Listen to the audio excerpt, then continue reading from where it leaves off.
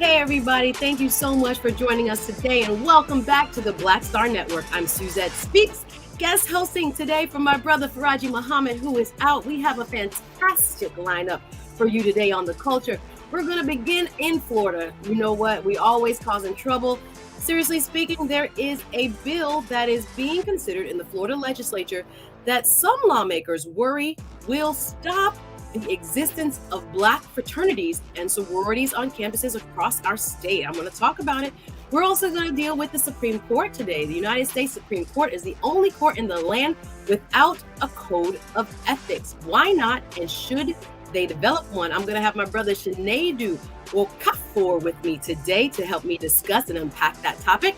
Then we are going to turn to the State of the Black World Conference. This is a conference, y'all, that's happening in Baltimore in April. And I have special guest Kim Poole, who will be giving us a sneak peek.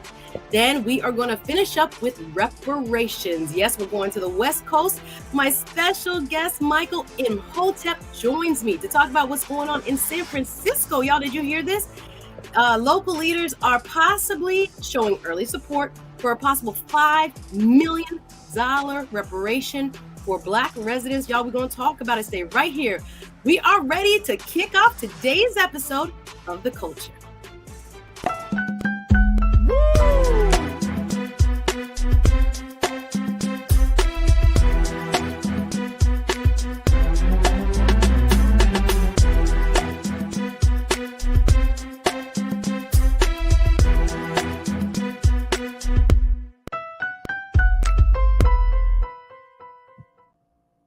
Well, hey, everybody. Again, it's a pleasure to be with you. I'm super excited. Suzette Speaks here, TV host and attorney out of Miami, Florida, sitting in and filling the very big shoes of my big brother, Farajii Muhammad. Thank you, Farajii, for the opportunity to sit in for you today. So we're going to start with our first story, y'all.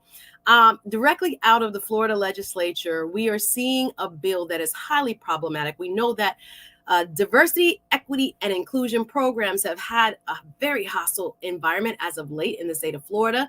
And we're seeing a new iteration of a bill coming through the Florida State House. This is House Bill 999. And the proposed bill, some worry, would block the existence of Black fraternities and sororities. I'm going to go to, there are a couple news sources we're using for this story. That would be News One. You can also find a story on this in The Hill, as well as WPTV, which is the local Palm Beach affiliate of NBC. But just to read a quick quote from that article here on News One, what is going on? Basically, we have a Democratic representative, Yvonne Hinson, a Democrat from Gainesville, Florida, and she has been advocating in the Florida State House for considerations that might inadvertently happen if this bill is passed, and one that lawmakers are sounding the alarm on, or whether or not this will impact student organizations such as Black fraternities. The bill states the controversial HB 999 bill aims to restrict the programs and activities that Florida universities and colleges can promote or support. It calls into question student organizations, groups, or activities centered on diversity, equity, and inclusion. Well, I have the right brother to help me unpack what's happening in my great state, the Sunshine State.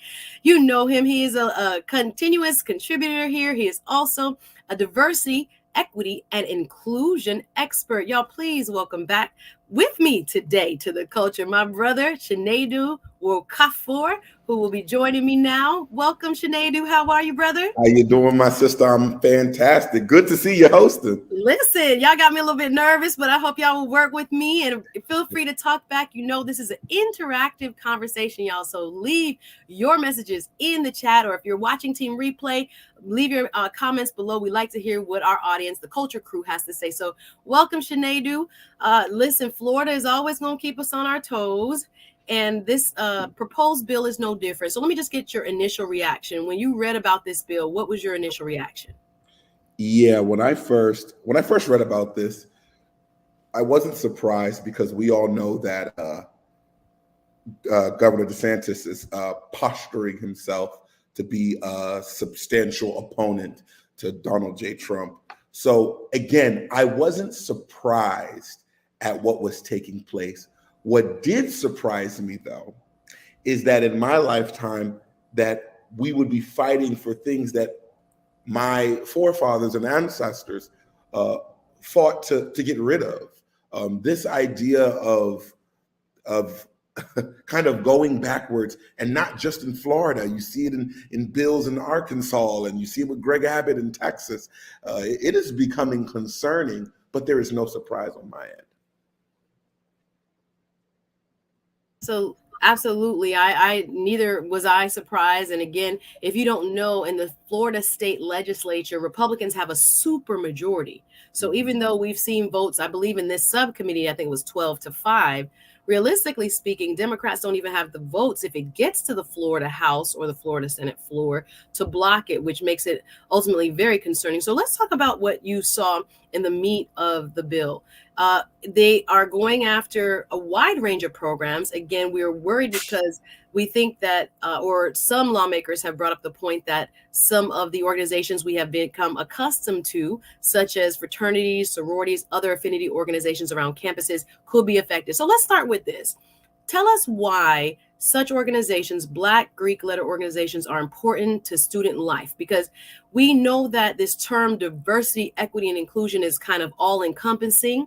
And it is kind of vague, according to some lawmakers, in terms of what is being offered in this bill. So let's start by kind of unpacking why those organizations exist in the first place and what they do for student life on campuses across our country. I think first and foremost, it's really important to preface that there would be no need for inclusion if white people weren't so invested in exclusion and being exclusive and keeping people out and not giving people regular human inalienable rights. That's number one. So when you think about Black Greek letter organizations, the first being Alpha Phi Alpha, if my I hope I'm saying this right. I don't want Roland Martin getting upset with me, but if my memory serves me correct, these gentlemen who founded that organization, they weren't allowed to join the other fraternities that existed. So that led them to start their own. And you go 100 and something years forward, and now you have 9 amazing dynamic organizations in the now National Panhellenic Council that not only bring culture, but have been the harbinger for excellence, for change, and for culture making in our schools, in our communities. So many great men and women are results of those tenets that are followed by these organizations. And moreover, they become the fabric, especially for HBCUs, for the culture of that school. And even in the predominantly white institutions, especially the predominantly white institutions, when you have your Divine Nine, as they're called, organizations, they lend a space for the minority folks there, especially Black folks, to feel welcome, to feel at home, to feel like they can lean on the culture of those before them. And when you look at the academic excellence, when you look at what folks who are members of that organization have done for society, I mean, at this point, you know, the D9 and those who are of that organization have given so much to our culture, to our nation. So what DeSantis is actually doing is he's trying to cut into the fabric of our excellence. And whether you're in a D9 organization or not, it is a threat to all of us, because where does it end? Absolutely. I want to bring up a comment. I see you guys in the chat again. Thank you for showing so much love. I see Karina Denise commenting. And again, we're focusing here on Divine Nine organizations, historically Black fraternities and sororities. However, this bill could potentially affect others, including Latin-based fraternities and fraternities and sororities, as well as gender studies programs, any kind of ethnic studies programs. So it's all encompassing in terms of possible student-led organizations that could be affected. Now, there are lawmakers who are proponents of this bill. Again, we have Chevron Jones and others. Thank you, Karina Denise. Thank you so much. Says this bill would affect Latin and multi-ethnic, exactly. Sororities and fraternities, not just D9, of course. So we have a broad base of possible entities on campuses that have historically, as you just pointed out, provided a safe space, a home for inclusion in campuses that traditionally had excluded people, in many ways still do, and provide a place for reinforcement of Black excellence and pride and a home away from home, etc. So why do you think we have continuously seen kind of DEI as the low-hanging fruit for targets by, specifically in Florida, the Republican-leaning lawmakers? Why is the phrase or the catchphrase, diversity, equity, and inclusion now seemingly to be the target of yet another bill? Why do you think they like going after these sorts of programs? I would always, well, two things. One, I think there is an affinity that white folk have for Black people in a very strange way. But more importantly, I always like to tell folks, when you think about this whole agenda of attacking DE&I, an agenda of attacking quote unquote wokeness, I think it's very imperative that we pay attention to what the census will be in 2050, where America will be a majority minority country, where white people for the first time will be actually the minority now. I think because of that, it is my opinion that white folk are trying to do whatever they can to stabilize and consolidate their power, even when that switch of the change of the guards, if you will, come to place. But furthermore, the attack on DE&I, it's so funny to me when you think of all industries where Black folk, Latinx, sexual gender minorities have been kind of kept out of the conversation. And now people are trying to rewrite wrongs. All of a sudden, white people are getting uncomfortable. You hear DeSantis say things like, I don't want white children to feel upset about being white. But then that means in theory that you're also okay with initiated and inculcating ideas to make Black folks and Latinx folks feel bad for who they are. And I think that is very, very dangerous, damning, and sad. And it's a fight that I think my generation and the generations coming after have to stand up for, which I think they already are. Yeah, we're at a crucial juncture here in Florida. I think I was very optimistic at one point, but knowing again how the vote is basically spread, and there's a super majority of Republicans, it makes me very worrisome when it comes to what will end up happening with these programs. Can you talk a little bit more about the critical race theory, which again is not really defined in this bill? We have about a minute or so. When people hear this term, it has become, again, a dog whistle for many to indicate some kind of nefarious attempt at brainwashing children, first and foremost. And we know it's not taught in elementary, middle, high schools, college. It started actually in the law school forum. But for those who are still kind of spooked by this terminology, which is mentioned in the bill, but is not defined, what is critical race theory and how is it defined in your estimation? I think critical race theory, in my estimation, is a high-level graduate course that discusses the. Let me take a second. That discusses not only the importance of what is going on in the African American race and the Black race, but how it is affected in a socioeconomic way, in an educational way, in a legislative way, so on and so forth. But it's very important that I emphasize that it is a high level. Like, it's not just that you went to college and this is something you study. I would say this is more of what's the word I'm looking for? A concentration for those in those high level graduate courses for those who are in school. However, in typical Republican fashion, they're buzzwording it to put critical race theory, wokeness, that it's being taught in your schools, which is not even true, ever been true, but they're co-opting this again, because if the truth is now pontificated, then maybe folks will look at them and question why they did what they did or why they even have power. That is truly the most important part. If people realize what is and what has been, they may question why the people who are in power are in power. And that's kind of my thoughts on Getting deep. Thank you. We're getting deep. We got to take a quick break. We got to take a pause for the college show. We'll be back with more of the culture right after this break.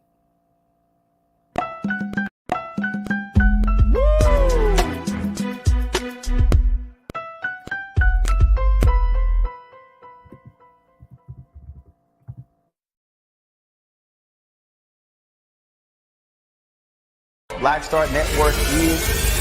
Oh, no punch! I'm real revolutionary right now. Thank you for being the voice of Black America. All momentum we have now, we have to keep this going. The video looks phenomenal. See, this difference between Black Star Network and Black-owned media and something like CNN. You can't be Black-owned media and be scared. It's time to be smart. Bring your eyeballs home. You dig?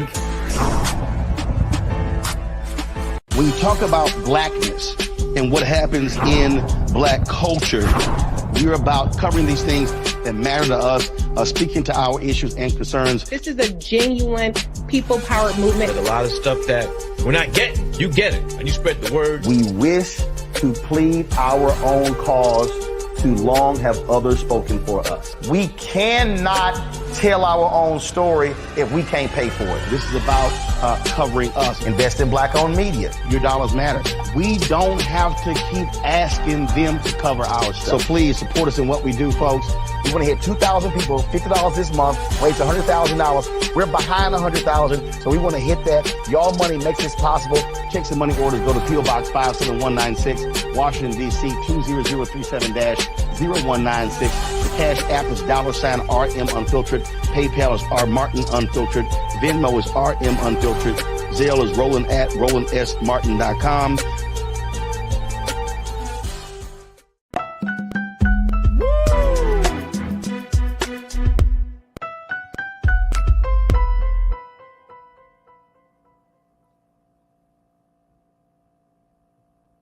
Hey everybody, welcome back to The Culture. Suzette Speaks in today for Farajii Muhammad. We're talking with my brother Chinedu Nkofor, who is helping me unpack what's going on in Florida. If you have not heard, there is a bill being considered that possibly would block a myriad of minority student organizations on university campuses. It's being called an anti-DEI bill, diversity, equity, and inclusion, and it has passed out of subcommittee and will be considered by the full House, and then possibly a version will go through the Senate shortly. We are concerned because many lawmakers are raising the alarm as to whether this will affect organizations such as Black fraternities and sororities. Historically, Black fraternities and sororities play a pivotal role in student life. And when I'm talking about it today with my brother, we can bring him back. Chinedu, thank you so much for unpacking some of what is being said in this bill. I want to use another quote I saw that kind of gives us, again, some context as to why lawmakers are so really concerned with this language. Some of it seems very vague and very broad. So let's go to, if we can, the quote that we see here, WPTV, which is out of West Palm Beach, the NBC affiliate. HB 999 opponents fear the bill would regulate student campus activities at Florida colleges. It reads, what campus activities are you attempting to regulate? State Representative Yvonne Hinson, Democrat, Gainesville, asked during a recent House committee hearing. Hinson, who served parts of Alachua and Marion counties, laid out her concerns and questions to the bill's sponsor, State Representative Robert Alex Andrade from Pensacola. He's a Republican out of the Panhandle. The campus activities that would be all discussed and considered by this bill are campus activities conducted by, he's saying, administration and professors in their position of roles of power over what students have on that campus. Student activities are not included, Andrade said. So we are hearing that the bill author is claiming that this is only for administration. It has nothing to do with what the students are planning in terms of their organizations and their affinity groups. Black Student Union, I saw you in the chat, was also mentioned, as well as several others. Again, not just Black-based organizations, Hispanic, Latino, it could be ethnic, for example, our Jewish brothers and sisters, as well as, gender studies and all types of possible classes and organizations could be excluded. Do you believe that this type of bill will have the kind of cooling effect that they hope it will have? That is, that there are going to be professors that are afraid to take on classes, that there are students that are not going to get the type of educational experience that students of the past have had, that is broad-based, that has cultural and ethnic elements and history. Imagine that involved. Do you think this type of bill will, in effect, basically remove all mentions of historical accurate in terms of historically accurate facts in terms of Black history, as well as remove the elements that we've been talking about from college campuses? Absolutely. I think that what we're seeing here is going to distort historical truth for comfortability. What I find very interesting, anywhere else, this would be called imperialism, this would be called communism. Anywhere else, if you hear about something like this in Russia, we would be so anti. If you hear about this in China with Xi Jinping, we'd be so anti. In North Korea with Kim Jong-un, we'd be so anti. But for some reason in our country, when these things happen, especially in the South, there is this ideology that these are our democratic rights or what have you. This is crazy. This is lunacy, as I've said many a times. I think this is going to create a sense of fear amongst teachers, amongst professors. Think about those who want to be tenured. Think about those who want to feed their families. This actually disincentivizes them from telling the truth, right? And even if they don't speak the lie, if they're not saying the truth, then it gives more room for the lie to fester, if you will. I think this is also an opportunity, right? Where we hear this all the time where, we say education is power and a mind is a terrible thing to waste. This also gives us an opportunity to say that we are not bound and gagged by the nonsenseness, the nonsensical ideas of the government, where the truth will live on regardless of anybody's rule or regulation. Because I do recall once upon a time, we were not allowed to even be educated in any form. And that didn't stop us from learning how to read. And that did not stop us from learning how to teach. I do think that this is an important moment as we fight for our freedom and fight for our right to teach as we see fit based off of the truths that we've experienced and lived through, that we should not be stifled or scared or be made fearful simply because a law is coming into place. I think education and knowledge is so powerful that I hope this inculcates something in our young kids, maybe to do more educational TikToks, which I've been seeing, or educational reels, which I've been seeing. That knowledge is going to get out, whether it's in the classroom or not.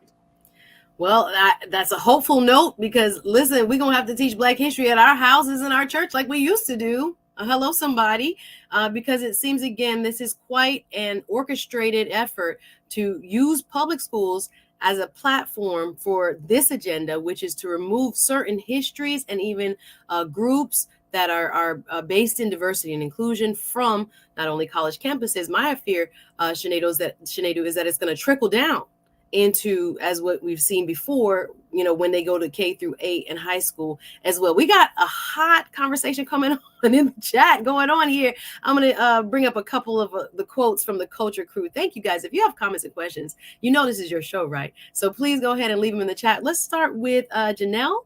I see you, sis, and thank you again for always being a part of the Culture Crew. Her quote reads, we need to meet their bold attacks by asking why they are seeking to roll back civil rights by advancing color blindness.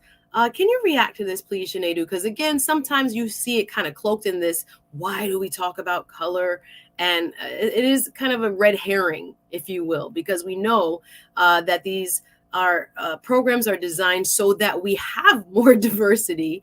And oftentimes, I would say affirmative action, when things started to open up in the 80s, you didn't have people hiring as well as colleges admitting in the numbers that you did after there was support by, diversity, equity, inclusion programs. So what are your thoughts on Janelle's comments? My thoughts are very simple. That's exactly what this is. It's a civil rights attack. And what is so funny about that exact statement and how she presented it is that we have to also remind folks what happens when we move out the civil liberties of people. Where do we exist at? Thank goodness for those engineers who came from foreign lands, who worked at Google and Apple, that are enabling us to do the things that we do today.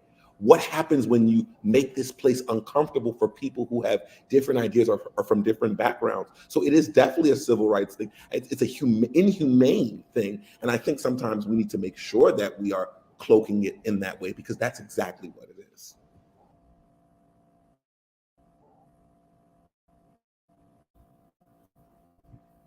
Absolutely. We're going to go next to my sister, Lana L. Thank you again for your support.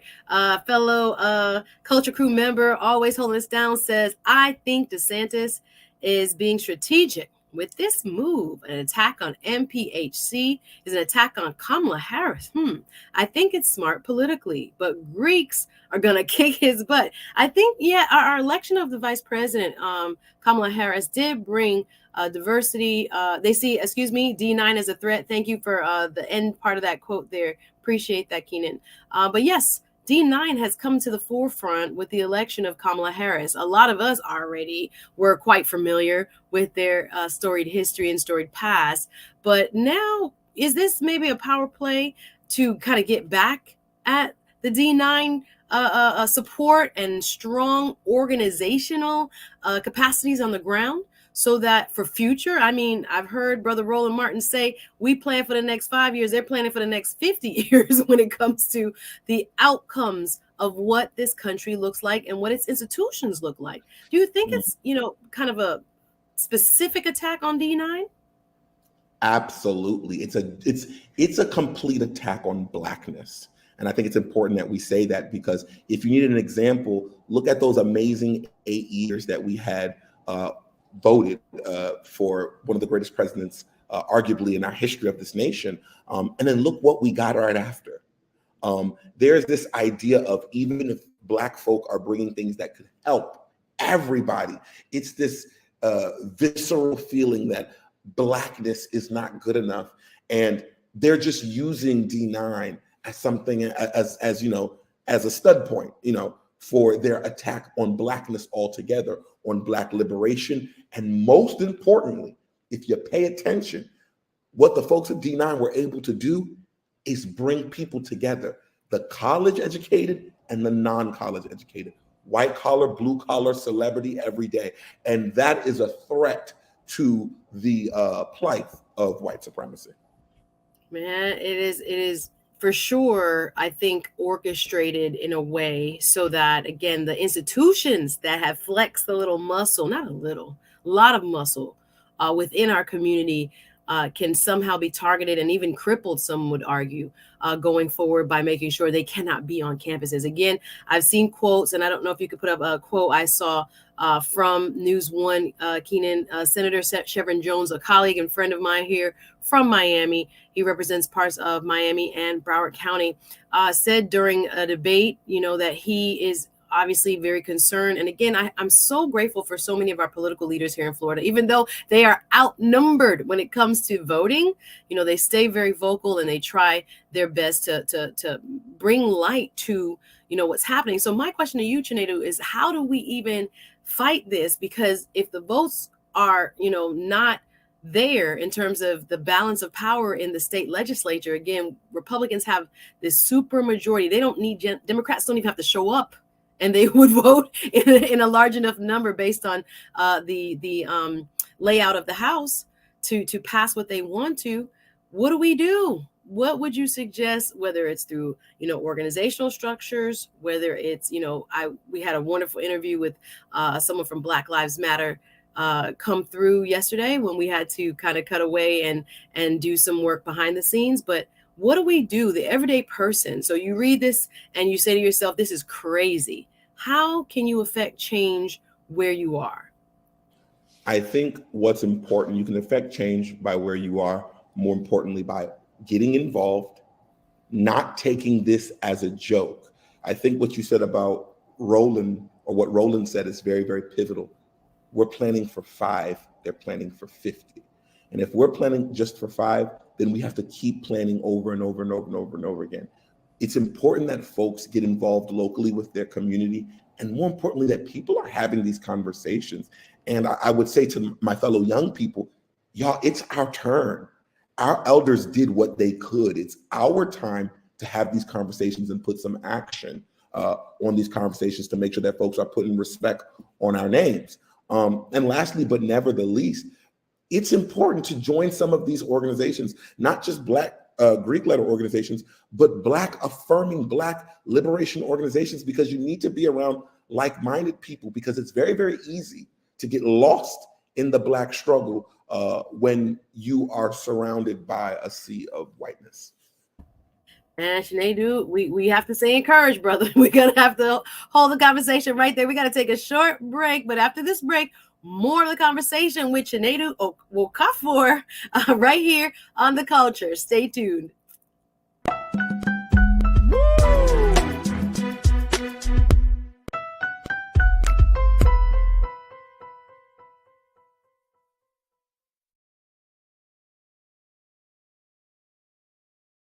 Hatred on the streets, a horrific scene, a white nationalist rally that descended into deadly violence. White people are losing their damn minds. An angry pro-Trump mob storms the U.S. Capitol. We're about to see the rise of what I call white minority resistance. We have seen white folks in this country who simply cannot tolerate black folks voting. I think what we're seeing is the inevitable result of violent denial. This is part of American history. Every time that people of color have made progress, whether real or symbolic, there has been what Carol Anderson at Emory University calls white rage as a backlash. This is the rise of the Proud Boys and the Boogaloo Boys. America, there's going to be more of this. Here's all the Proud Boys, guys. This country is getting increasingly racist in its behaviors and its attitudes because of the fear of white people. The fear that they're taking our jobs, they're taking our resources, they're taking our women. This is white fear.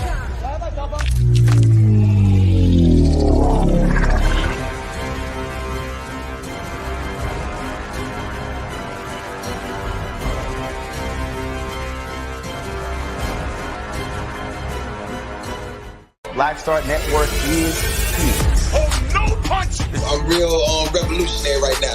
Thank you for being the voice of Black America. All momentum we have now, we have to keep this going. The video looks phenomenal. See, this difference between Black Star Network and black-owned media and something like CNN. You can't be black-owned media and be scared. It's time to be smart. Bring your eyeballs home. You dig?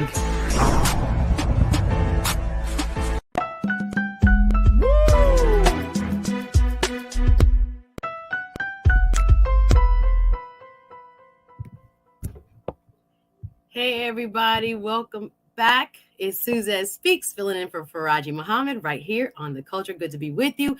And we're going to move along in the conversation. We're going to pivot now to the Supreme Court. There's an article that came out in the Griot that talks about why so many organizations are now advocating for the Supreme Court to adopt a code of ethics. Now, I have to put on my lawyer hat here today because I know, as a student of law, having passed the bar here in Florida, one of the first classes we have to take is called professional responsibility. What is that, y'all? It basically teaches you as an attorney how to operate at the highest moral standards and moral codes. And there is no court in the land that does not have a code of ethics except the United States Supreme Court. If we could bring up our quote from the Griot so we could take a look a little bit more deeply at this subject. In the Griot, the story reads, many organizations are demanding the Supreme Court adopt a code of ethics to preserve its integrity. The Project on Government Oversight, POGO, a nonpartisan independent watchdog based in Washington, D.C., is among several groups that have proposed a set of ethical rules for the justices to follow.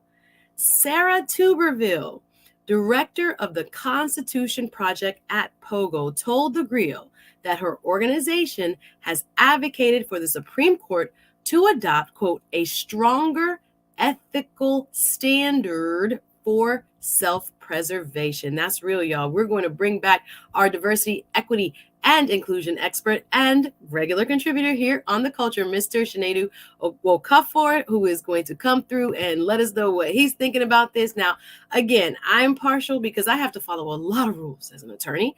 But why is it, do you think, that the Supreme Court of the United States has been rather averse to adopting its own set of ethics regulations? Ooh, y'all ready for this conversation? I'll start and preface it here, and I have to. For one, our founding fathers were amazing people, but they weren't perfect. They aren't gods. I think we're starting to realize that a lot of things that have been set in stone in our country are due for a bit of changing, because they do not work in today's day and age, especially when you think about our Constitution, including so many more people today than when it was written. And with that being said, there has been many questions about how the Supreme Court governs and how they handle their situation, and even how they handle their appointments, or when people can be appointed or not appointed. I'm looking at you when they appointed what's her name?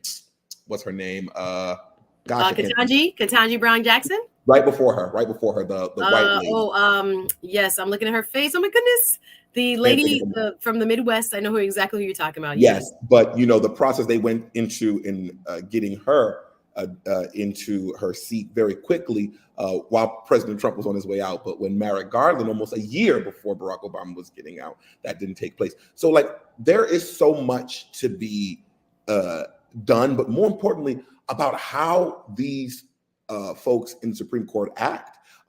Why do they theoretically get to be above the law, and why don't they have to hold themselves to some type of standard that the people have to hold themselves to? So I think it's very important for them to have a code of ethics on what they should and shouldn't do, especially with our good Clarence Thomas doing some pillow talk with Ginny Thomas. That's out of line.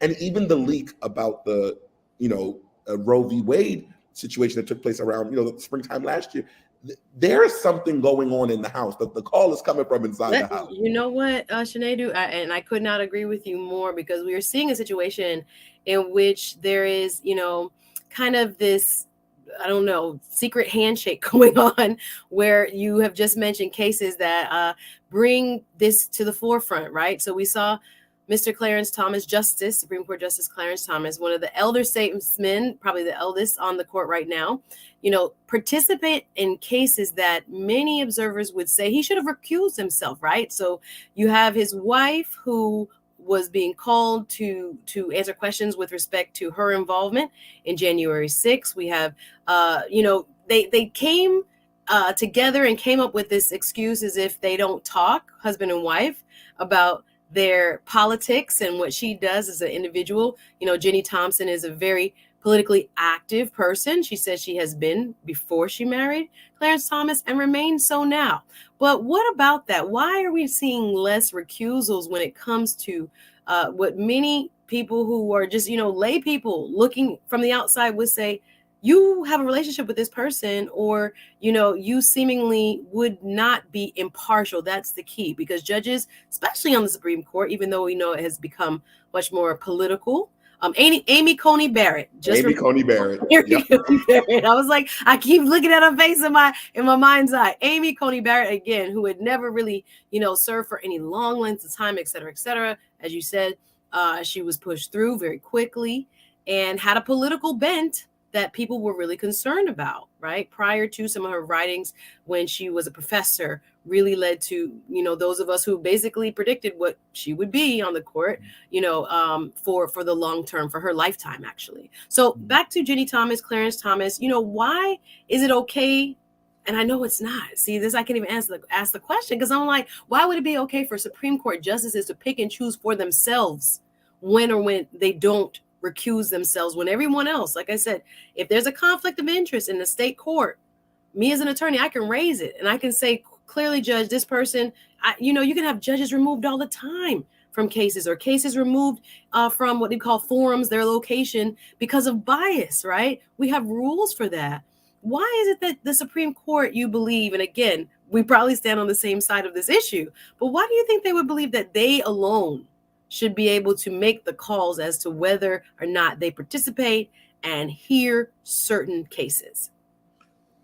I don't know exactly, but it's starting to seem like there is some type of erosion in the Supreme Court, and at the same time, some type of connection between Supreme Court and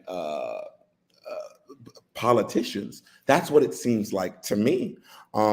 When you think about some of the landmark cases that were argued, whether it be Brown versus Board of Education, or even Roe v. Wade, think about that time. That's in a time where, as far as history is concerned, that we weren't even as advanced as we are today. And to see how, I hate to say this because I have high respect for the courts, but it's becoming a cesspool for unlawfulness. And it's if you look at it and juxtapose it to what you see in everyday politics, you're going to see a similarity. And I don't know if folks think that they're above the law or greater than the law, but something has to give. And it's really to the point where I don't think the people are impressed with what's going on and who these folks are that are supposedly making the laws of the land. If you remember when Supreme Court Justice Brett Kavanaugh, when he was going through his process, I said to myself, there is no way in hell this man was going to get through. But then he did. It was a tough process, but then he did. And that, when I saw that, even with all the stuff that was on his background, if you will, and all of the things that even Ms. Blasey Ford, as brave as she was to come up to say against him, when I saw that nothing changed, it was reminiscent of Trumpism. It was reminiscent of how did this person who said what he could do in Fifth Avenue and nobody will be bothered or grab women by their genitalia, how is that person becoming president? You're starting to ask those same questions in this realm of judgment. And that's why I think that corrosion is coming in. And it's becoming dangerous because this is a life appointment. These people are there until either they die or they decide that they don't want to be there anymore. And there's a danger in that. And that even in itself might need to be changed. And that might be one of these questions that are coming up in this ethics law, if you will, or this ethics code or what have you that they need to have, because things are changing and people actually have questions. Absolutely. Speaking of what the public thinks, in this CNN article, I think it said the Gallup poll conducted in September 2022 said more than 50% of Americans say they do not have trust and confidence, as much trust and confidence, or not at all, in the judicial branch headed by the Supreme Court. So think about that. 50% of the American populace doesn't even trust their own Supreme Court. Now, that is such a daunting number that it begs the question, why not act sooner? Because without trust, all of our institutions break down, actually. Yes. But specifically, trust in the judicial system, that's what separates the United States from almost any, problematic, if you will, countries around the world. That is the law and order, that the fact that something can happen to you, and you have a recourse, that a courthouse is there that you can walk into the steps of the courthouse and say, Judge, I have a complaint. Someone has wronged me. Or the prosecutor's office on behalf of the people can say this person committed a crime and they will be held to account. This is the beauty of, even though it's an imperfect system, that we have. So if we are seeing that the public trust is eroding, what do you think is the holdup? I really can't. I mean, when I look at it, I'm just like, without trust, there is no government institution, right? So at 50%, do you think that number will continue to decline if there are no code of ethics for the U.S. Supreme Court? I think the trust in the judiciary will increase, the mistrust, if you will. And I thought that 50%, that statistic was interesting because it's not 50% Democrats, 50% liberals, it's Americans. So that means it goes through the gamut of Republican, Democrat, independents, libertarian, et cetera, et cetera, et cetera. This is scary. And what I'm going to say, and I've said this before, if we as the greatest nation, the nation of law and order, and when people say that, I always ask, when we say that we're the nation of law and order, ask yourself, who's law and who's order? If we don't get our acts together, us as the greatest democracy, that's just going to be in name only. We're getting to the point where all of those great things that we were once known for are up for question. And where do I get this from? You hear our adversaries saying it.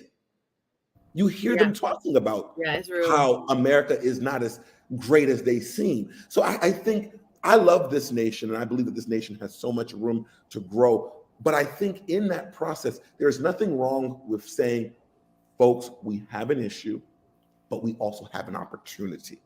And let's not waste time. Let's not dilly-dally on this issue, because in my opinion, once a greater amount, 50% is half, once a greater amount continues to lose hope, then where is law? Where is order? Where is trust? More importantly, where is that thing that Barack Obama helped many people find, and that was hope? My hope goodness. that betterness is on its way. We have to be very, very, very careful. Yeah, we have so much to talk about. The comments are blowing up. We're going to read the comments after our break, y'all. Let me put up one more quote, though, from this article. Again, from the Griot. Thanks to our friends at the Griot. We are going to put up a quote again by Sarah Tuberville, right? Again, she's a director of the Constitution Project. And this second part is really what I want to focus on. Told the Griot that her organization has advocated for Supreme Court to adopt stronger ethical standards for what she calls self-preservation. Hello, somebody. The justices are blind, she says, to the fact that the public's faith in the institution is waning. And the public's faith is the only thing that gives the court's ruling any force of law, she said. Tuberville said the High Court's lack of a code of conduct, quote, diminishes the public's faith in the court as an institution and as a fair and impartial arbiter of the law and of justice. I think that really encapsulates what you just shared, Sinedu, because again, people can definitely take notes from around the world as to what it looks like when you don't have the trust in civil society and in governmental organizations. And when we don't pay attention to, what the heart and the minds of people, right, our public, our citizens are saying, we often find ourselves in trouble. So when you hear, again, there have been many suggestions, but they have remained averse. Tell us what some of the advantages are, whether that has been in the workplace. Again, for my profession and other professions, you're gonna have to have a code of ethics. What are the benefits, in addition to public trust, that you get from having a code of ethics? I think you get a better work environment. That's first. People do their best work when they can believe in what they're doing. So codes of ethics, once, is something that not only the company can stand on, but the people of the corporation can believe in. It is a symbiotic relationship. And also, it is something that it's actually check and balance. If you're not doing this, I can check you in the same way you can check me when I'm not doing that. And like I said, it builds trust, it builds honor, it builds respect, and it builds on the tenets of democracy and freedom. And I think a lot of corporations, they go for the code of ethics because they want to show that that's something that they stand on, but you got to practice what you preach as well. Because like I said, it's something for folks to hold someone on. So when they do have the code of ethics, a great benefit is folks in that group can now say, hey, our code of ethics says that you are to do X, Y, and Z, but I've experienced A, B, and C. How can we rectify it? Then you get people. Again, democracies only work when people are participating, when it's a participatory action. And it brings greatness, it brings diversity, it brings equity, it brings inclusion. And there's never a moment where a code of ethics is ever a bad thing. Listen, I want to read some of these comments. I agree with you wholeheartedly. We're going straight to the comments from our chat. Thank you, Culture Crew, keeping us active in this chat today, y'all. We got to take a quick break. We'll be back with more of the culture right after this.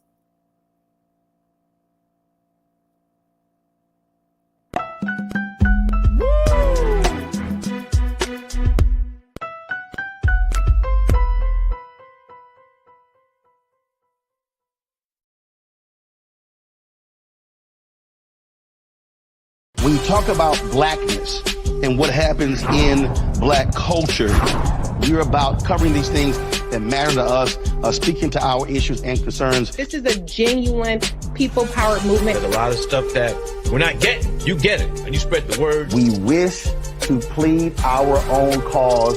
Too long have others spoken for us. We cannot tell our own story if we can't pay for it. This is about covering us. Invest in black-owned media. Your dollars matter. We don't have to keep asking them to cover our stuff. So please support us in what we do, folks. We want to hit 2,000 people, $50 this month, raise $100,000. We're behind $100,000, so we want to hit that. Y'all money makes this possible. Checks and money orders go to P.O. Box 57196, Washington, D.C. 20037-0196. The Cash App is $RM Unfiltered. PayPal is R Martin Unfiltered. Venmo is RM Unfiltered. Zelle is Roland@RolandSMartin.com. Black Star Network is here. Oh, no punch! I'm real revolutionary right now. Thank you for being the voice of Black America. All momentum we have now, we have to keep this going. The video looks phenomenal. See, there's a difference between Black Star Network and black-owned media and something like CNN. You can't be black-owned media and be scared. It's time to be smart. Bring your eyeballs home. You dig? Hatred on the streets, a horrific scene, a white nationalist rally that descended into deadly violence. White people are losing their damn minds. As an angry pro-Trump mob storms the U.S. Capitol, we're about to see the rise of what I call white minority resistance. We have seen white folks in this country who simply cannot tolerate black folks voting. I think what we're seeing is the inevitable result of violent denial. This is part of American history. Every time that people of color have made progress, whether real or symbolic, there has been what Carol Anderson at Emory University calls white rage as a backlash. This is the rise of the Proud Boys and the Boogaloo Boys. America, there's going to be more of this. Here's all the Proud Boys, guys. This country is getting increasingly racist in its behaviors and its attitudes because of the fear of white people. The fear that they're taking our jobs, they're taking our resources, they're taking our women. This is white fear.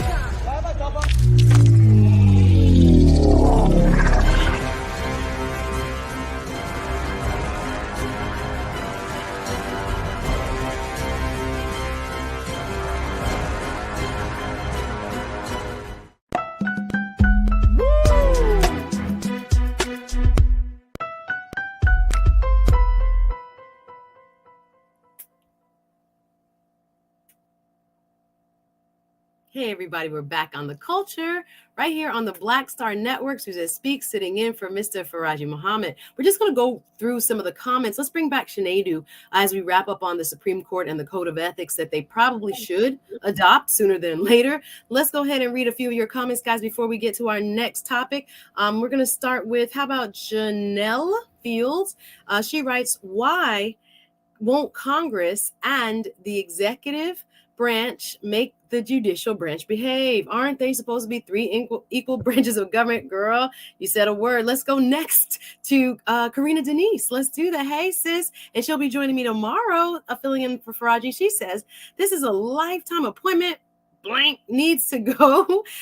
Senators need 4-year terms, not 6 years, in my view. Okay, sis, tell us how you feel. Also, term limits for them may not be a bad idea. She means the Supreme Court, right? They are lifetime appointees. They can shape for 30 years or more what the court looks like. Let's go to, do we have a couple more comments? I know we're going to have to take a quick break shortly. Let's go next to Langston.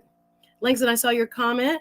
Langston says Brett Kavanaugh got through the Supreme Court due to, in his opinion, white supremacy. What other job interview can you discuss? Beer and being drunk in America. Yeah, that was probably one of the most memorable for the wrong reasons.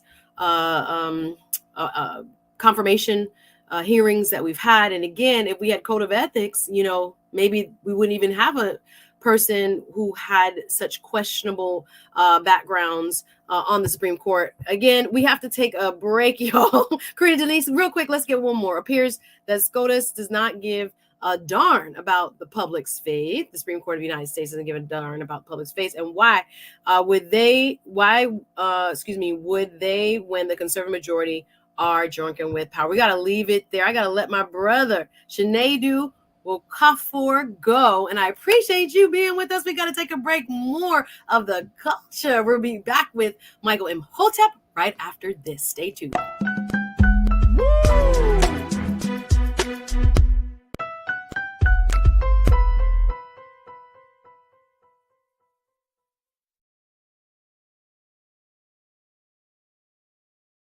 I'm Deborah Owens, America's Wealth Coach, and my new show, Get Wealthy, focuses on the things that your financial advisor and bank isn't telling you, but you absolutely need to know. So watch Get Wealthy on the Black Star Network.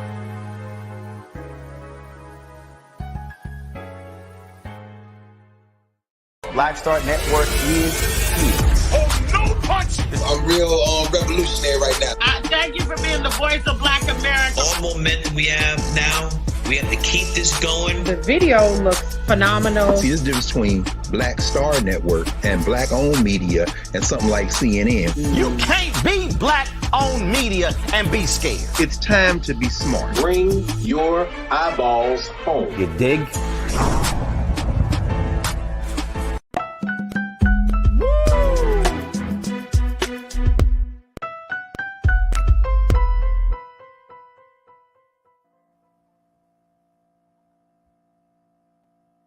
It's Suzette Speaks here, sitting in for Farajii Muhammad. Welcome back to The Culture. I'm so grateful that we're going to have the next contributor join me. He is no stranger to the Black Star Network. You've seen him all over, Mr. Michael Imhotep. He's going to be schooling me, really, because he is the expert when it comes to reparations. But there has been a movement going on in California, y'all. I'm not sure if you have kept abreast of what has happened in San Francisco. Well, there are indications that local city leaders, after forming a board, a committee actually, to look into the value of what reparations could possibly be for what Black residents there have lost over time due to injustices of the past, would value. And they came up with, and I know the headline is that $5 million headline per residents who qualify, but there were actually over 100 different recommendations by this advisory board that will now go to the city's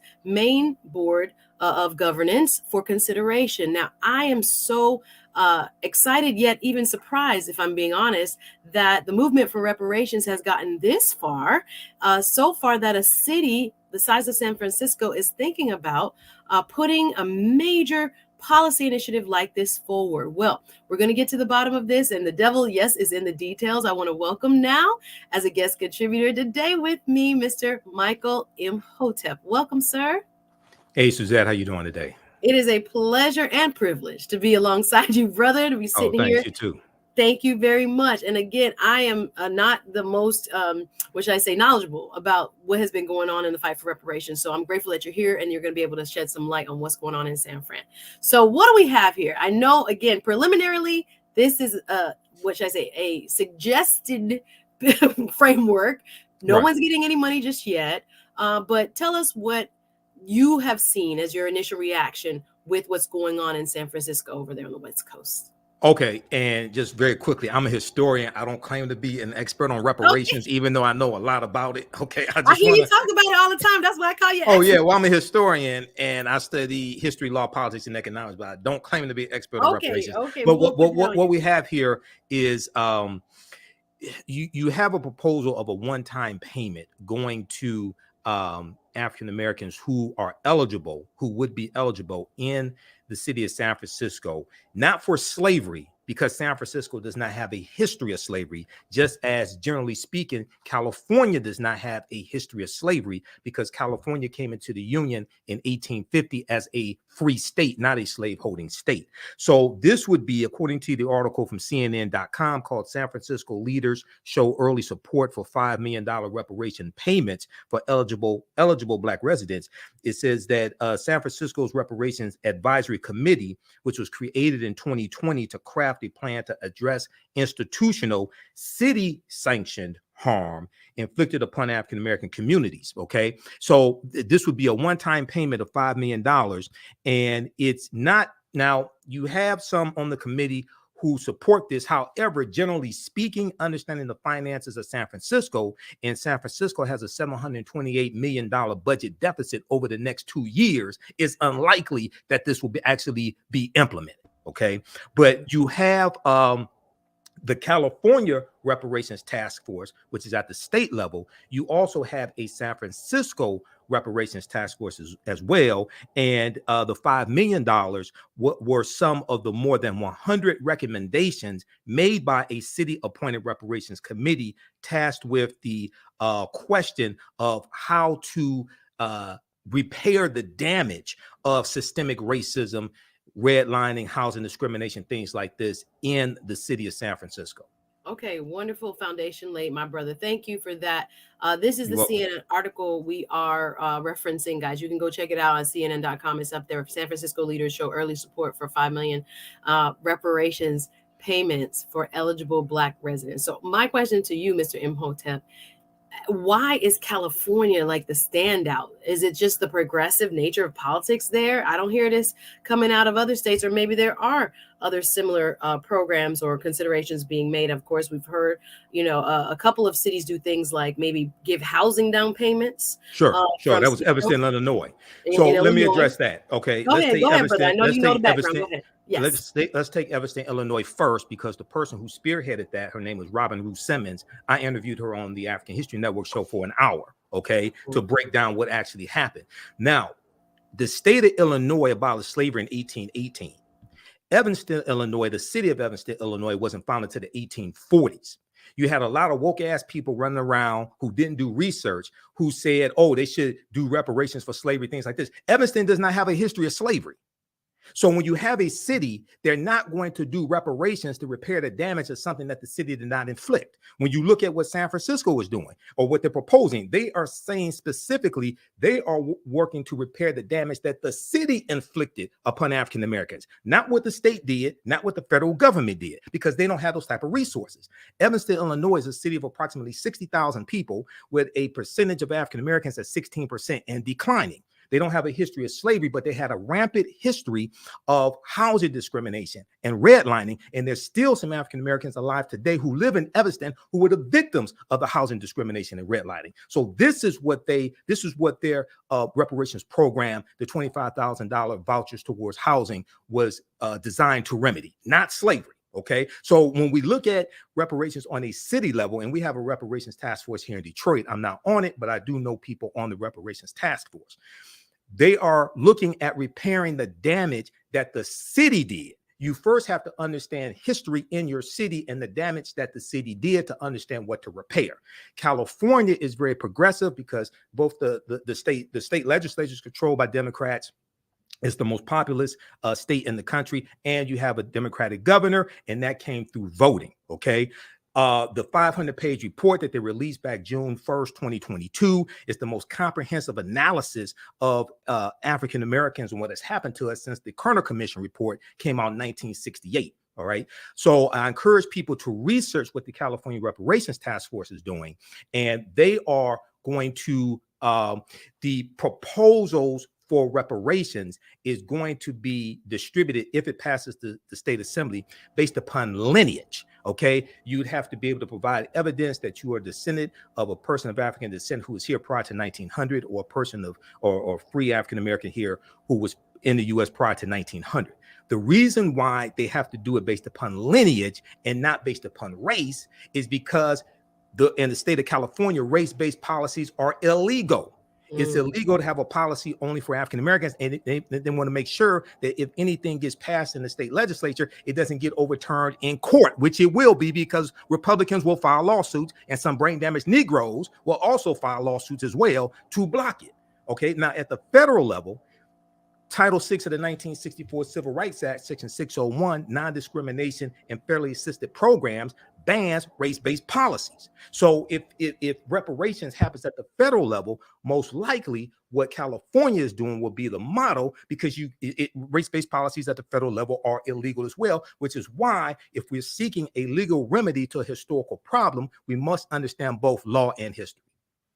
Well said, brother. Okay, I'm following you. I'm reading the chat. Y'all come on through with your questions. I see a chat member, his going by Oil King, and in his opinion, he has stated that he does not believe housing vouchers, so to speak, to be reparations. I think we need to define terms, because you've laid out, there is a school of thinking that it goes back to, the institution of slavery. There's a school of thinking that there was wrongs committed by law against citizens of African descent and were sanctioned by a local municipality or the state itself or the federal government itself. And we can't get that. And I will talk to you about that after break, why it hasn't gotten more traction in the federal government. Sure. But nonetheless, so what we have is a hodgepodge of ideas, and I'm grateful for some of the comments. I'm going to bring them up after the break. Yeah. When it comes I need to address that first comment. Yeah, go ahead and put up Oil King's comment. Thank you, Oil King, for being here. And I'm grateful for all my culture crew who are letting us know how they really feel. But this is what he wrote. He wrote, why is this considered reparations? How do you respond to that, please, Michael? Well, reparations for what? The concept of reparations means repairing the damage or something. That's why you first have to understand what it is you're talking about. This is why a lot of arguments dealing with reparations I don't get involved in, because I'm listening to people and they don't understand history, law, politics, and economics. Evanston, Illinois has no history of slavery. So why is a city of 60,000 people going to pass a law to address something that didn't happen in the city and the city was not responsible for? The city was responsible for housing discrimination against Black people. Therefore, the city is going to implement laws to repair the damage that they are responsible for. We have to understand what it is we're talking about before we can seek a remedy for it. Reparations, the root concept, means to repair the harm, to make you whole again, to repair the damage of something that was done. You're trying to go in the left direction, but don't understand you should go in the right direction. Now, you need to repair the damage of a legacy of slavery and decades of Jim Crow. It's not just slavery. Chattel slavery ended something like 157 years ago. Decades of Jim Crow segregation, redlining, housing discrimination, voter suppression. What we're dealing with today is the culmination, the accumulative effect of all that what happened after chattel slavery ended when the U.S. Constitution, when the 13th Amendment was ratified December 6, 1865. You have to look at the collapse of the inner Reconstruction, collapse of the Freedmen's Bank, understanding the redlining that was created by the federal government, understanding why you have African-American homes at a value of $48,000 less than comparable white homes, which is a cumulative effect of $156 billion less net worth for African-American homes than comparable white home. So that's dealing with a legacy that happens after slavery ends.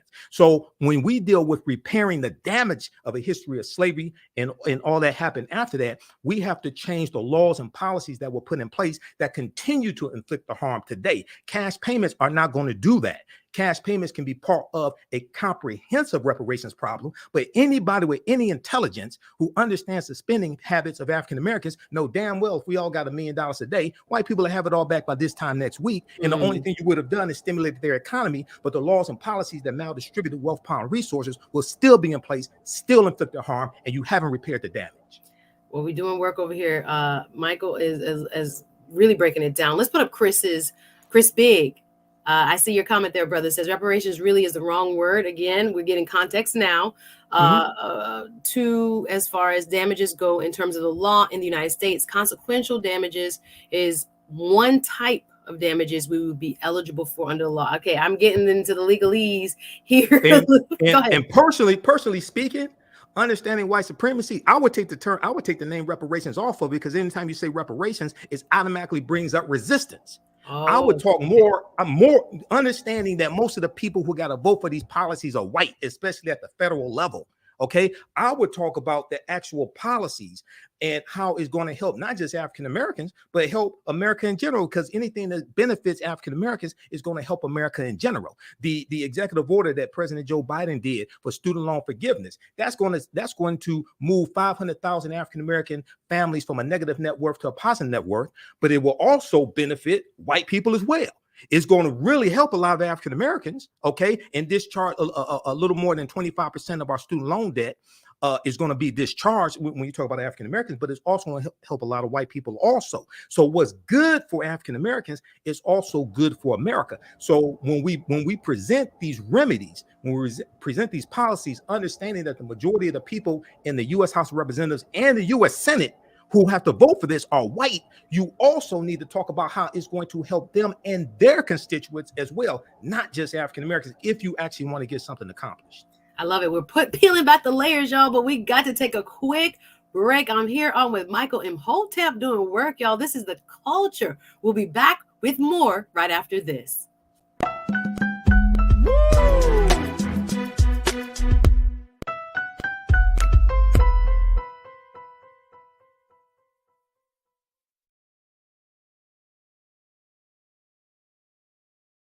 I'm Deborah Owens, America's Wealth Coach, and my new show, Get Wealthy, focuses on the things that your financial advisor and bank isn't telling you, but you absolutely need to know.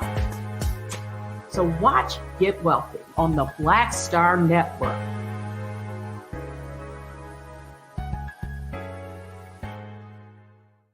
Black Star Network is here. Oh, no punch! I'm real revolutionary right now. Thank you for being the voice of Black America. All momentum we have now, we have to keep this going. The video looks phenomenal. See, there's a difference between Black Star Network and black-owned media and something like CNN. You can't be black-owned media and be scared. It's time to be smart. Bring your eyeballs home. You dig?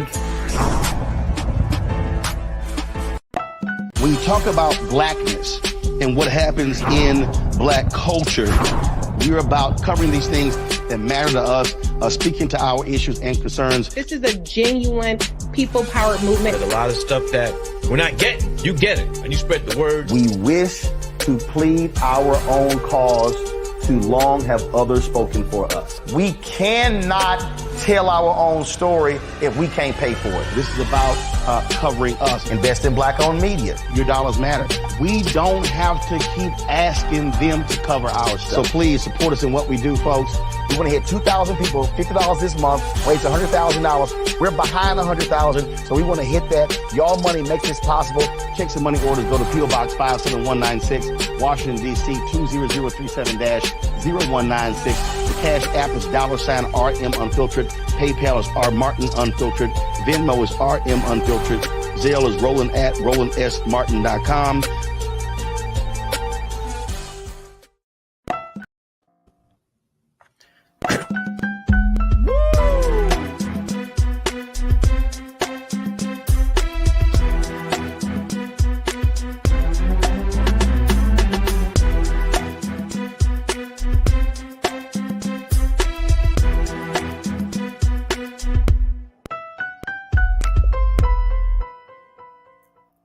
Hey, welcome back to The Culture. This is Suzette Speaks, sitting in for Farajii Muhammad. I'm here with my brother, Mr. Michael Imhotep, who is teaching y'all about what it is that's happening on the West Coast over in San Francisco. There has been a movement towards reparations for certain qualifying Black residents, and we're having a robust conversation here. I'm going to put up a few of your quotes. Let's bring back Michael Imhotep now. I see you in the chat, y'all. I see everybody, and I'm going to only be able to read a few. Let's go to a quote I saw by Mimi D 726, a Culture Crew regular. Thank you for being here, sis. I see she writes that if the government gave us real reparations, and now this is a contention I've seen brought up many times when this discussion comes forward, Michael, the cost, right? That would bankrupt this country. Are we cool with that? How do we address this when we are having the conversation, whether it be on the municipal level, right? Or whether it be, state, or even next we'll talk about the federal levels. But what about the cost? How do we address that? Because I'm thinking $5 million possibly per resident who qualifies in San Francisco. Like you said, budgetarily, it doesn't even kind of complete. That ain't gonna happen. Don't look for your check in the mail if you live in San Francisco. People will That's say. not happening. So how do you respond to a comment like this? Well, first of all, what are you repairing the damage of? You first have to analyze what happened to African people and analyze the damage that was inflicted to then understand how to repair the damage. Okay, this is why you have to understand the laws and policies that were put in place, the voter suppression, the housing discrimination. And one of the main ways that people have accumulated homes and have accumulated wealth in this country is through ownership of homes. One of the biggest programs to do that was the GI Bill. 1945, 1946, and from about 1946 to 1970, $67 billion was invested into the GI Bill. This gave low interest loans to veterans of World War II and who served in the military to get low interest loans to buy homes, start businesses, and to go to school, go to college. Okay. Largely speaking, African Americans were heavily discriminated against that, even though we served in World War II, even though we earned those benefits and our taxpayer dollars were paying for them. So when we talk about the cost of reparations, one, just giving a check don't solve just giving a check does not repair the damage that was done. Okay. And then you have people who say, well, our ancestors worked for free for X amount for 246 years, things like this. Yes, there were 262 skills, trades, and crafts that our people had in this country from 1619 to 1865. Now, how do you enforce that? What law or that? Now, this may go outside the circumference of some people's awareness. I don't play games with people. When you understand getting reparations, you have to have a legal foundation to be able to enforce what it is you say that you want. What law are you citing that slaves were supposed to be paid in the first place? Yes, slavery was morally wrong. I agree.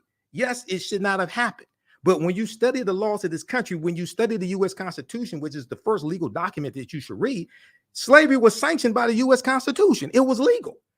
So what law are you citing the slaves were supposed to be paid? This is why the legal arguments that we make for this have to be different than a lot of the arguments that have been made in the past.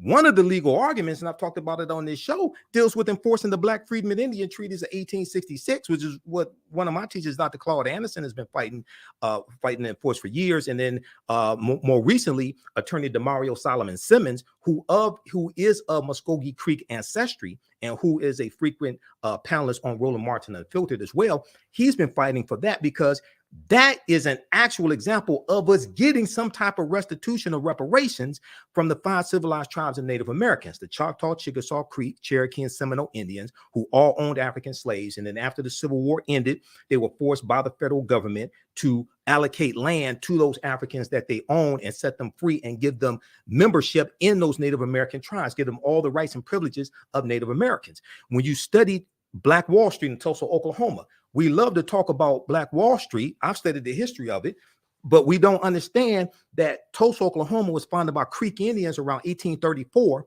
And when they went into Oklahoma, they took their African slaves with them. And a lot of the early African-American landowners in what will become Black Wall Street, which was that business district, which began at the intersection of Greenwood, Archer, and Pine, a lot of those early African-Americans gained land from those Black Freedmen Indian treaties, which are still in effect today, but many of our ancestors were being pushed out of those treaties starting in 1941. So I'm for what will ever work when it comes to repairing the damage of a legacy of slavery, Jim Crow segregation, and racism and redlining. To understand what will work, we need to understand the history of what has worked. And what has worked, and there's documented evidence of that, are the Black Freedmen Indian Treaties of 1866. Heck yeah, I'm gonna jump right in here because I say just let him go, because I know this is a passionate subject matter for you. I'm gonna put up another, based on what you just said, sir, you're doing work, quote from Jacqueline Boateng, I think is how you pronounce it, because what you have just mentioned is that there are different aspects of what could be considered, and the term is probably imperfect, reparations. But Jacqueline brings up reparation can come in the form of housing, education, healthcare, employment, and farming. Hello, somebody, because again, Black farmers have been through it. So we lost millions of acres of land coming from being discriminated against from the U.S. Department of Agriculture. I was going to say, inflicting harm upon us. USDA has done by law some of the most heinous things and created the most damage and removed the most land, right, from people of Black heritage. So when it comes to the check, because that's, I think some people are very hung up on the dollar amount, but there's other forms reparations can take. Would it be better, or is it like you said, depending on what was lost in the first place, as a remedy of what law was in effect in the first place? But talk about the various types of reparations, even here in this specific case in California, in San Francisco, are being considered. Now, the headline gave you the $5 million per person, right?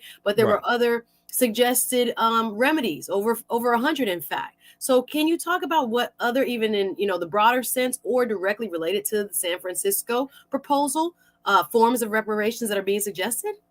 Various forms could be free college tuition, going a certain period of year without having to pay taxes. It could be allocation of land. For instance, just generally speaking, when you study the Homestead Act in this country, the Homestead Act of 1862, it gave over approximately 260 million acres of land, largely to white people in this country. They had to maintain the land for 5 years. and they had to pay the taxes on the land. Okay. And then after 5 years, the land was theirs. Okay. Well, you have tens of thousands of families, largely white families today, that still have land in their families that was given starting in 1862, but they gave away land for over 100 years. They kept giving away land up until about the 1970s or early 1980s. All right. Largely, African Americans were locked out of this massive land giveaway. That's the Homestead Act of 1862. Okay, this was legal, and this is an example of how we were being discriminated against. Then you have the Southern Homestead Act of 1866 that gave away about 45 million acres of land as well. So when we study the history here of massive land giveaways, then when you talk about housing is extremely important, because that's one of the main ways that people create wealth in this country. And because of redlining, which was created by the U.S. federal government around 1937, and what redlining did was they took a map and they drew red lines around areas where African Americans lived. And what happened was they made it either impossible to get homeowners insurance or insurance for businesses in those areas, or you had to pay a very high rate. Okay. And then we were discriminated against when it came to get low interest loans. Like when you have the suburbs that are being built after World War II. Okay. You had white people who were able to get 3% down on low interest loans to get homes built out in the suburbs.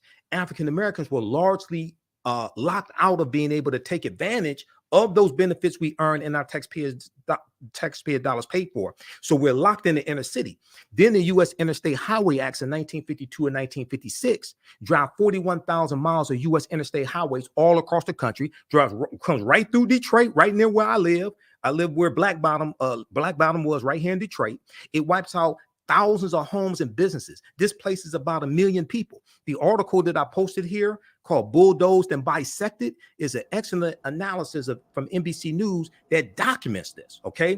Well, the $1.2 trillion infrastructure bill that only 19 Republicans in the Senate and only 14 in the House voted for, that's going to start to repair that damage that the U.S. government did through the U.S. Interstate Highway Acts. Okay, wiping out homes, wiping out businesses. It's going to start repairing those neighborhoods where the expressways went right through. So housing is extremely important, especially now with the cost of housing increasing, because during the 2 years of COVID, they weren't building new homes. So you have a crunch when it comes to housing stock. You think I wouldn't want a house right now? Absolutely. That's one of, really tell you the truth, that's one of the first things that we should be going after, home ownership. We got to take a quick break, y'all. I am enjoying this conversation with Mr. Michael Imhotep. I see you guys in the chat. I'm going to read more of your comments, but we got to take a quick break. Much more of the culture, talking reparations, right after this.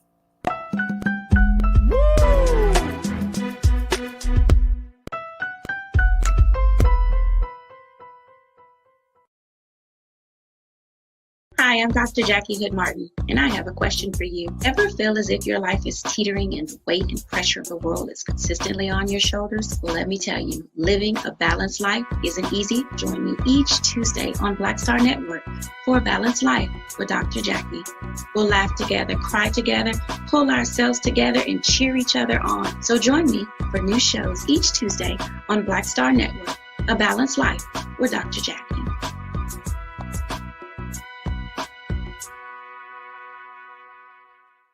When you talk about blackness and what happens in black culture, we're about covering these things that matter to us, speaking to our issues and concerns. This is a genuine people-powered movement. There's a lot of stuff that we're not getting. You get it, and you spread the word. We wish to plead our own cause.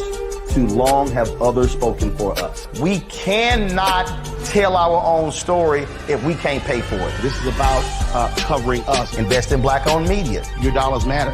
We don't have to keep asking them to cover our stuff. So please support us in what we do, folks.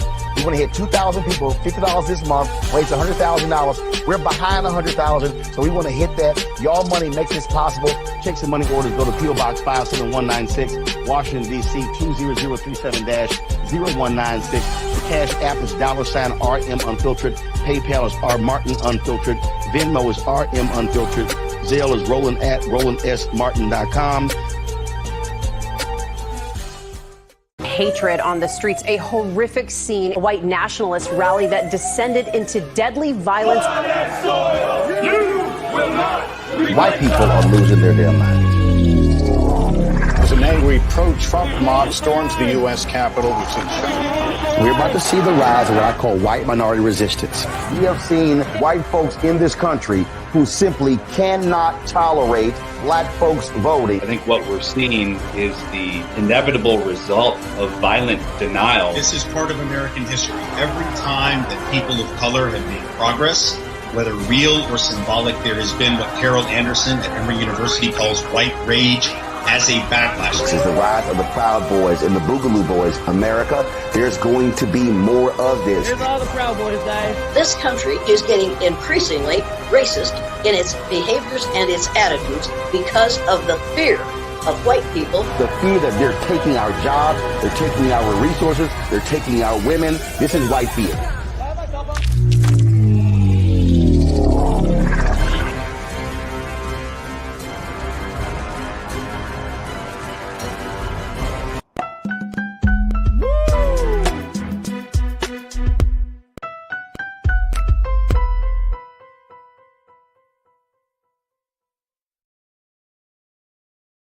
It's the culture. It's the culture right here on the Black Star Network. I'm Suzette Speaks, sitting in for Farajii Muhammad with my brother, Mr. Michael Imhotep, talking about reparations and what's going on in California, specifically in San Francisco. A proposal that has gained some traction into helping to make Black residents whole for past wrongs by the city and others. We're talking to Michael Imhotep. I'm going to read more of your comments. Keep them coming in the chat. If you're watching Team Replay, go ahead and leave your comment below, like, and share this video. So let's start with Karen.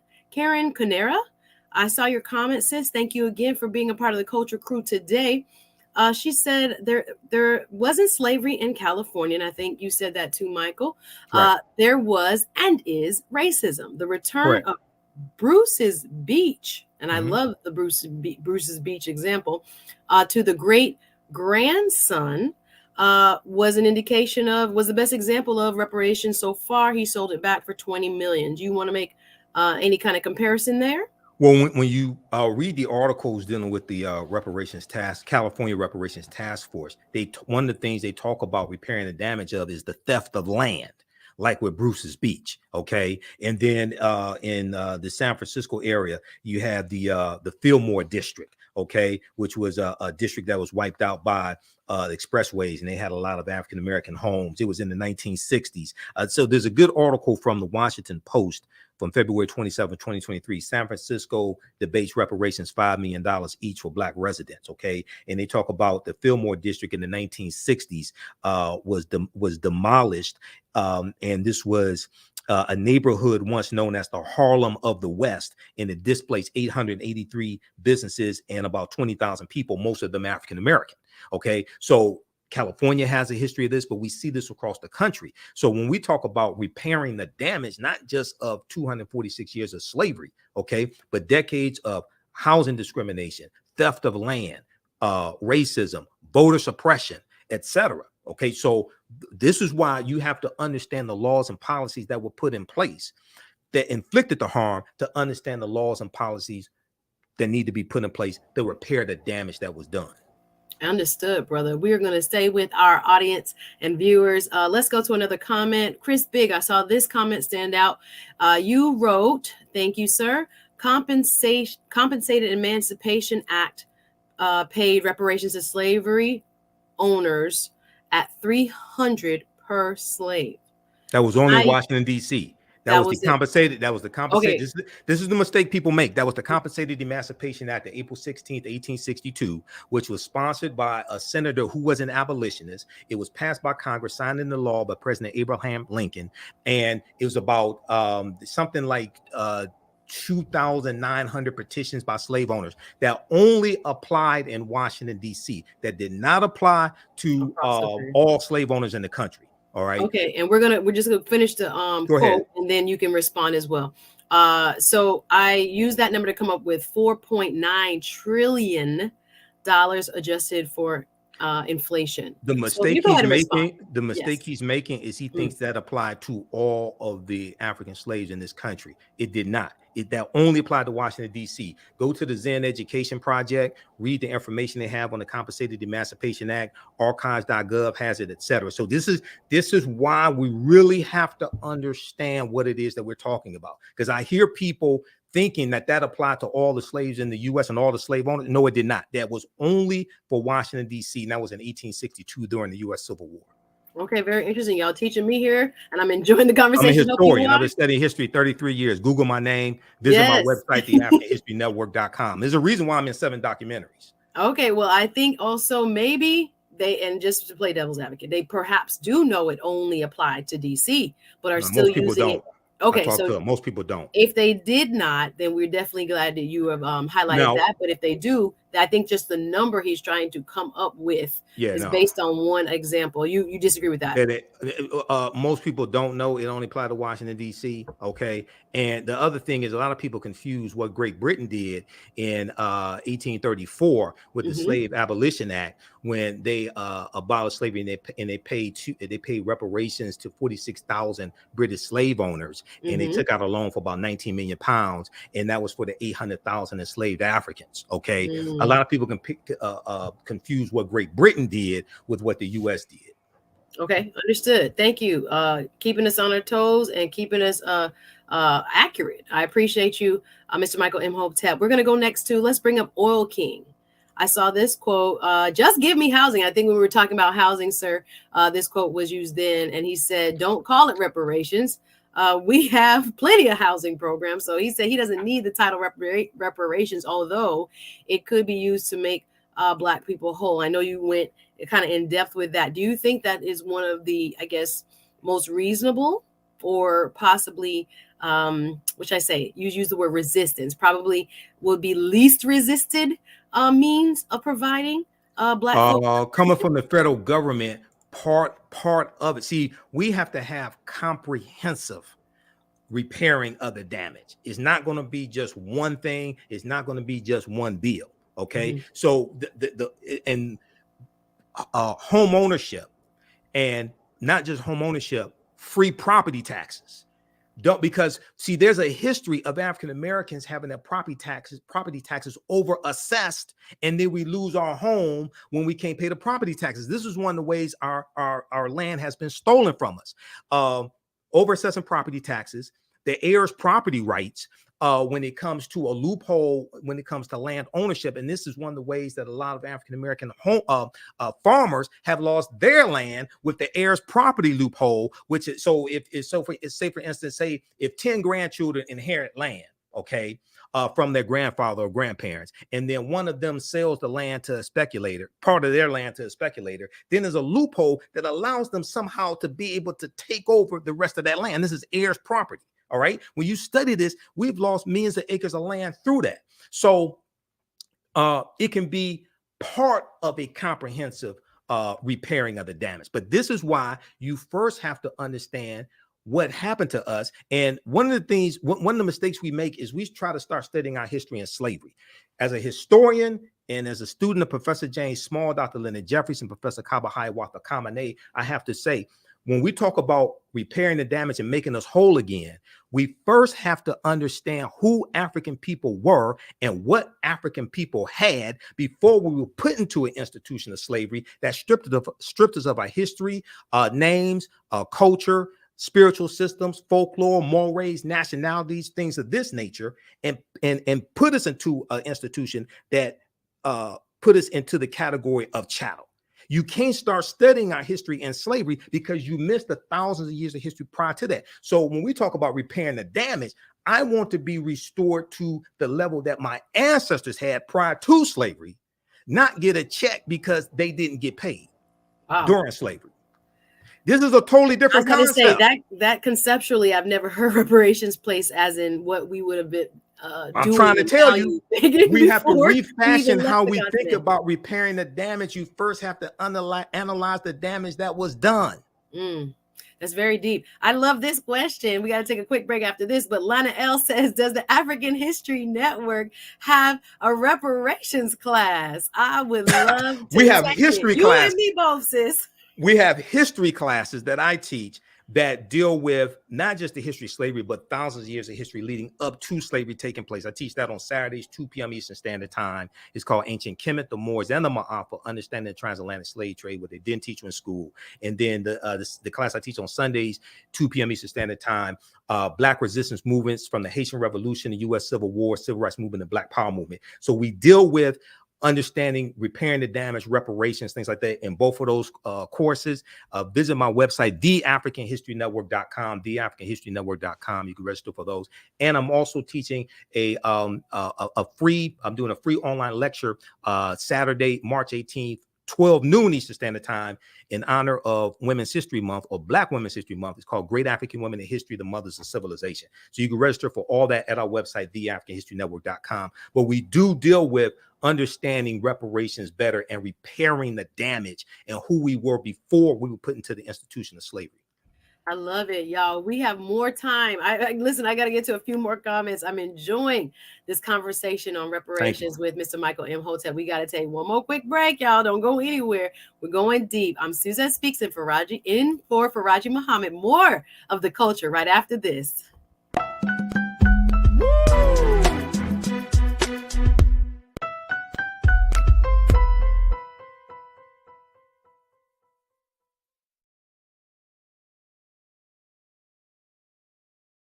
Black Star Network is here.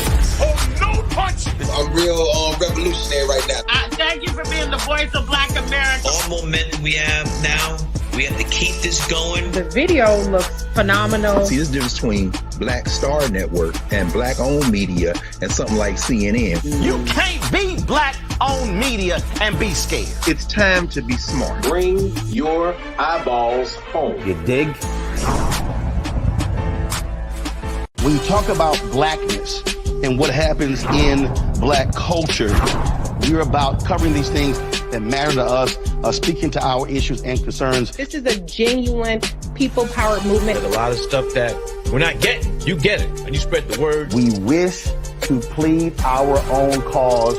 Too long have others spoken for us. We cannot tell our own story if we can't pay for it. This is about covering us. Invest in Black-owned media. Your dollars matter.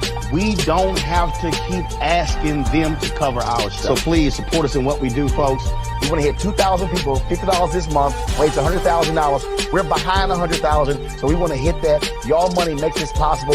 Check some money orders. Go to P.O. Box 57196, Washington, D.C. 20037-0196. The Cash App is $RM Unfiltered. PayPal is R Martin Unfiltered. Venmo is RM Unfiltered. Zelle is Roland at RolandSMartin.com.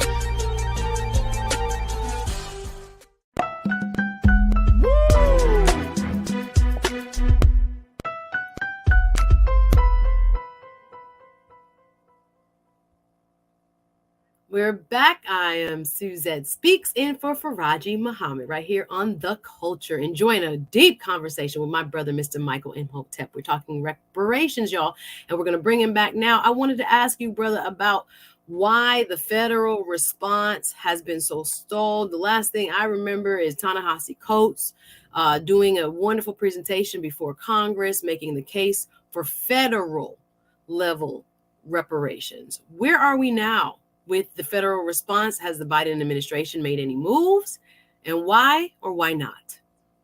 Okay, so the biggest push at the federal level has been HR 40, which was first sponsored by the Honorable John Conyers here in my city, Detroit, 1989, the year after Japanese Americans, you after the bill to pay Japanese Americans $1.6 billion divided into $20,000 per Japanese American. So it went to about $82,250 for the being put into internment camps during World War II.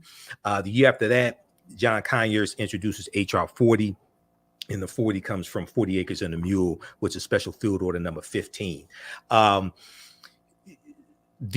prior to the coup plotters taking back control of the House of Representatives, you had, according to Congress.gov, 196 co-sponsors of HR 40.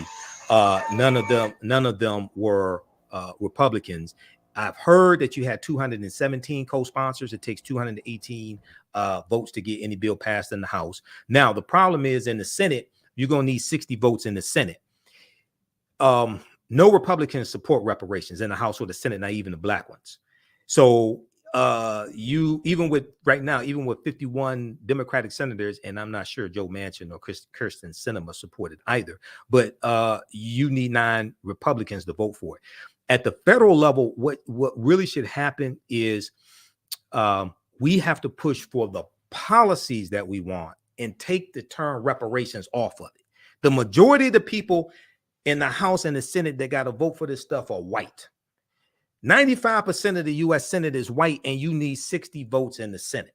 Okay, and one of the things that needs to happen. So, for instance, I posted this article here, and I've talked about it here on the show before. Racism has cost the U.S. $16 trillion Citigroup fines. Now, this is an article from September 23rd, 2020. I've done an extensive broadcast dealing with this. And it documents how over the course of 20 years, from the year 2000 to 2019, the U.S. economy has lost $16 trillion due to racism. One of the things this does is it shows how racism negatively impacts everybody in the country, not just African Americans. The same argument that I make when it comes to getting the George Floyd Justice and Policing Act passed is the same argument that I make when it comes to getting the John Lewis Voting Rights Act passed. And the same argument with repairing the damage of a legacy of slavery, Jim Crow, reparations, and segregation, etc. If you only make this a black issue, you're going to lose when the majority of the people that got to vote for it are white. If you actually, if you can pull up that article, because what it does is it goes and looks at 3 categories, and it says that black workers have lost $113 billion in potential wages over the past 2 decades because they could not get a college degree. Okay, so if you correct that, then they can buy homes, they could buy cars, things like this. This helps grow the GDP. This helps grow the economy.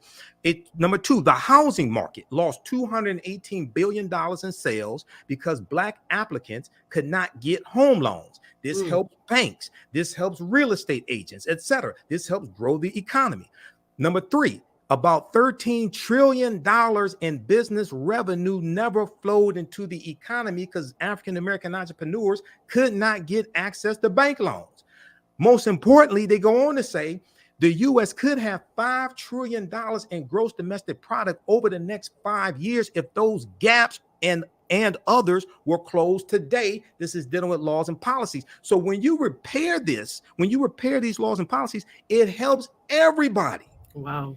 So we have to, and what this study does, and there are others like it, it shows how racism is hurting everyone in this country, even though we may get the brunt of it. Okay. So we have to also understand how to market the benefits of correcting these structural inequities, as opposed to just focusing on how it's going to help African Americans when the majority of the people that got to vote for this stuff are white.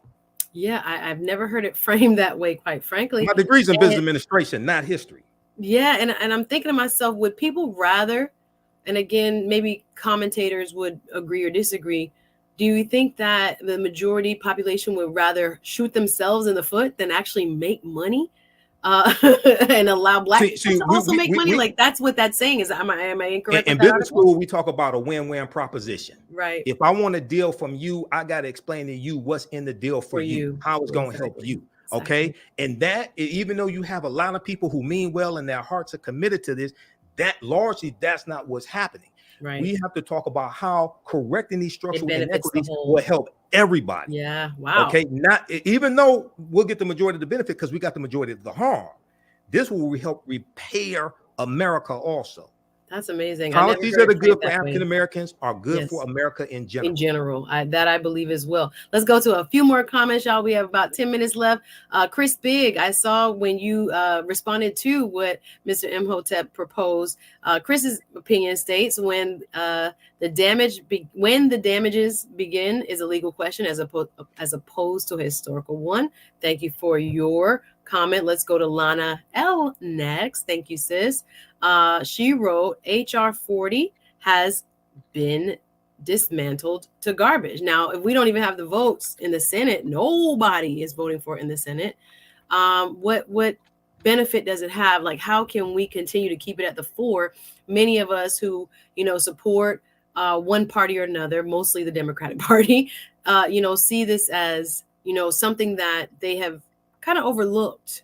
Is there a way that the public at large can put this back into, the conversation, at the forefront of the conversation, where many people think it deserves to be, as opposed to kind of like, oh, it's a back burner, and I guess, wait on cities and states to do it instead? What are your thoughts? Okay, first thing that has to happen is America needs a massive history lesson, because Americans are very ignorant of history. I'm not just talking about African Americans. I'm talking about Americans in general. One of the good things about Juneteenth becoming a federal holiday is it can become very powerful if we use it correctly, because Juneteenth is the only federal holiday that deals with slavery. Okay, this is an opportunity to have a national conversation of not just about slavery and the harm that was inflicted upon African Americans, but what happened after slavery ended. Okay. The collapse of Reconstruction, the collapse of the Freedmen's Bank in 1874, when African Americans lost $2.9 million in deposits, how our land was taken away after Reconstruction ended, the voter suppression that was implemented. And then also, a lot of people don't know that you have between 8,000 and 20,000 white Southerners who fled the U.S. and they went to Venezuela, Cuba, and Brazil, because slavery was still legal there, because they did not want to live under rule of Republicans and deal with free African Americans running around as well. So America must have a massive history lesson with June 1st, with June 1st becoming a National Day of Remembrance of the Tulsa Race Massacre. That's an opportunity for us to have a national conversation of not just the greatness of Black Wall Street, but that ties right into the Black Freedmen Indian Treaties of 1866. Okay, because that's how a lot of early African American landowners got land to build Black Wall Street, was from those treaties. All right. So we have to understand that, one, America needs a massive history lesson.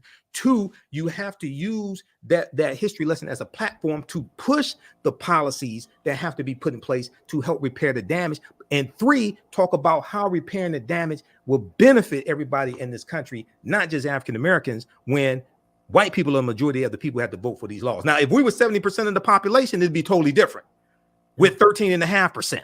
Okay. Right. And we only make up 2.5% of the U.S. Senate. And I say half because half the time Senator Tim Scott doesn't act like he's Black. Well, hold on now. We about out of time. He's against reparations, by the way.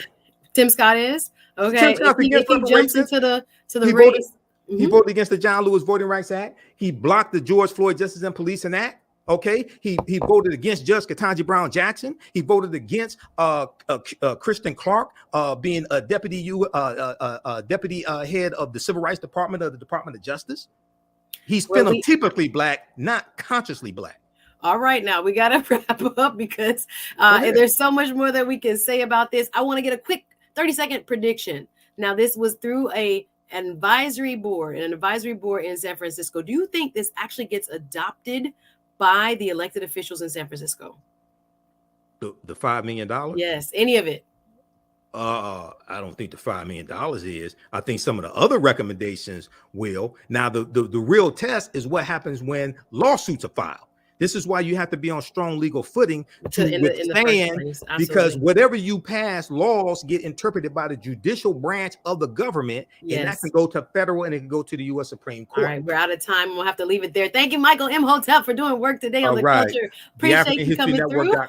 Of course, we'll come visit you. Thank you very much, everybody, for watching.